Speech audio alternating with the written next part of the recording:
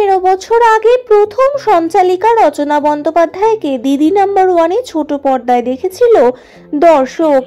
মাঝে কিছু দিনের জন্য সঞ্চালকের মুখ বদলালেও বারবার দর্শক রচনাকেই দেখতে চেয়েছেন ওই ভূমিকায়।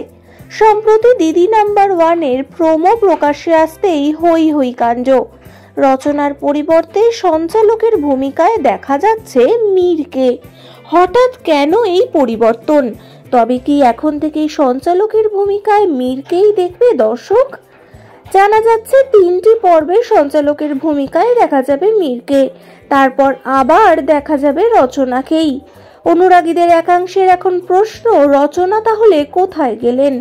ঘনিষ্ঠ সূত্র বলছে অভিনেত্রী সম্ভবত বিদেশে, সেই জন্যই কয়েকদিনের জন্য এই পরিবর্তন। তবে আশ্বস্ত করা হয়েছে চিন্তার কোনো কারণ নেই, দিদি নাম্বার ওয়ানের দিদি কোথাও যাচ্ছেন না, শীঘ্রই তাকে দেখা যাবে নতুন পর্বে। এরকমই আরো নানা রকম আপডেট পেতে টলিফিস চ্যানেলটি সাবস্ক্রাইব করে রাখতে ভুলবেন না। ধন্যবাদ।